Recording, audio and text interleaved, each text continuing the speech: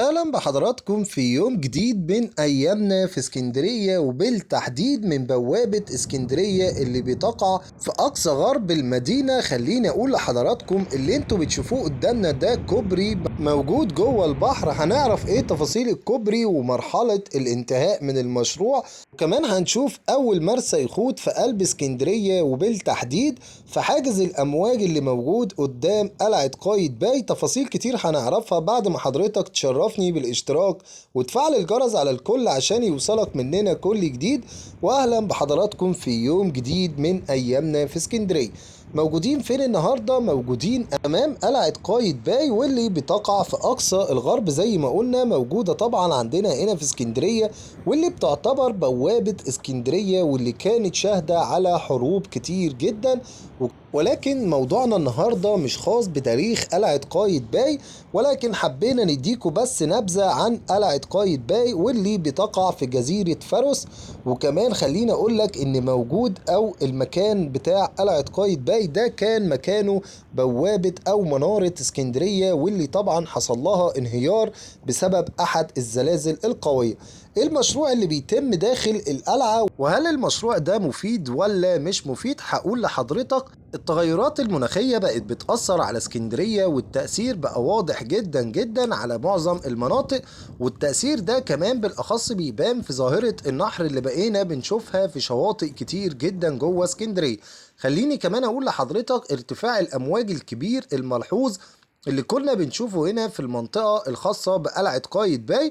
عشان كده كان لازم نقوم بعمل مشروع. المشروع ده يكون الهدف منه حماية منطقة قلعة قايتباي اللي قدامنا دلوقتي. ده كمان جزء من المشروع، وهو كوبري داخل جوه البحر. خليني اقول لحضرتك ان طول الكوبري بحاجز الامواج اللي موجود في ظهره يصل ل 520 متر، مسافة كبيرة جدا. ولكن المشروع الحمد لله بقى تم الانتهاء منه زي ما حضراتكم شايفين. واللي قدامنا ده الوصلة او الطريق اللي بتقدر تدخل منه من الرئيسي. ده الطريق الرئيسي بتاع القلعة، وبتقدر تدخل منه زي ما بنشاور لحضرتك كده. هتقدر تدخل تلاقي نفسك طلعت الكوبري ومنه لحاجز الامواج اللي داخل جوه البحر 520 متر. وبفضل الله وكرمه علينا كنت اول اسكندراني يدخل على كوبري قلعة قايتباي، واجيب كمان اخر الممشى السياحي او اخر كمان حاجز الامواج ده.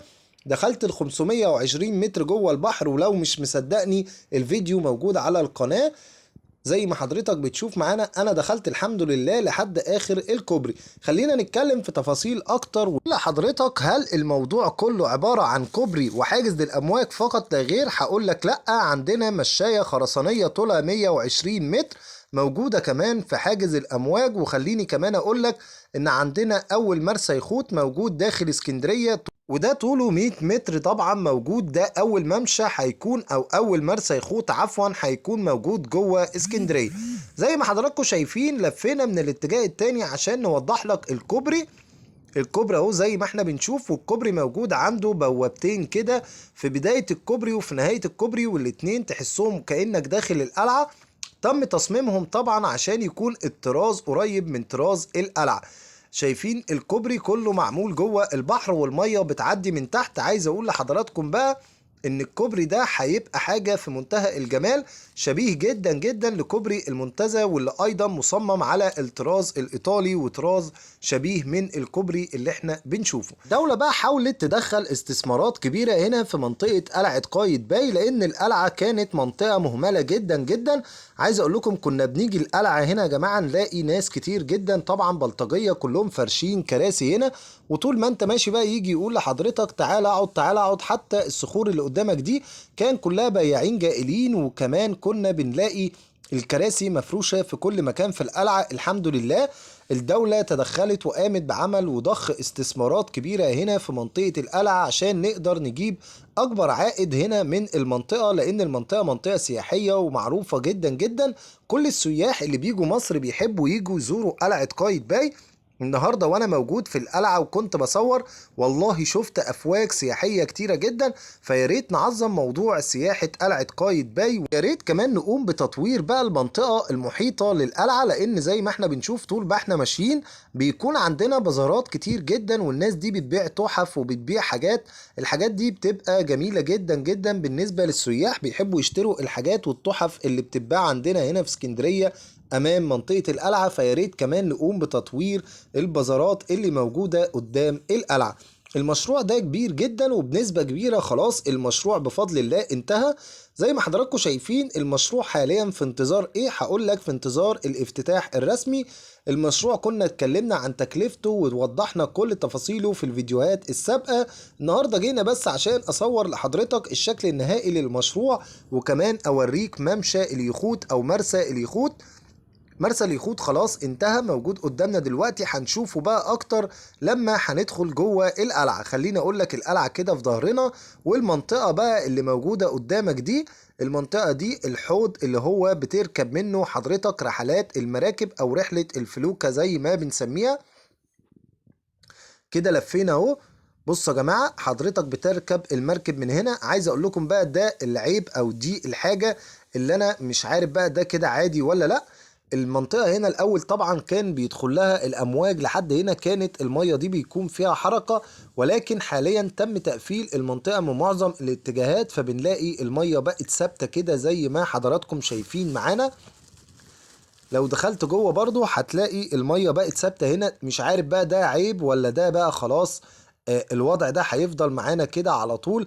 هو على الرغم من ان الجو النهارده كان كويس، فانا ما رضيتش بقى احكم واقول ان ده هيفضل كده مستمر. قلت بقى يمكن مع الوقت ومع دخول فصل الشتاء اكتر الوضع يتغير هنا. عايز اقول لحضراتكم يا جماعة ان كان لازم فعليا نعمل مشروع كبير زي ده، لان المنطقة هنا كانت بتعاني من التغيرات المناخية، وكمان بالاخص ارتفاع الامواج كان بيوصل هنا لارتفاعات رهيبة جدا. اللي موجود قدامنا وبنشاور لحضرتك عليه ده اول مرسى يخوت موجود جوه اسكندرية. هيبقى عندنا بعد كده اليخوت هتكون واقفة في المكان اللي حضراتكم بتشوفوه. خايف بقى ان لما اليخوت تقف عوادم او مخلفات بقى اليخوت والزيوت والكلام ده ينزل بقى في المية، والمية ما بتتحركش حركة طبيعية، لان خلاص المية مغلقة من جميع النواحي.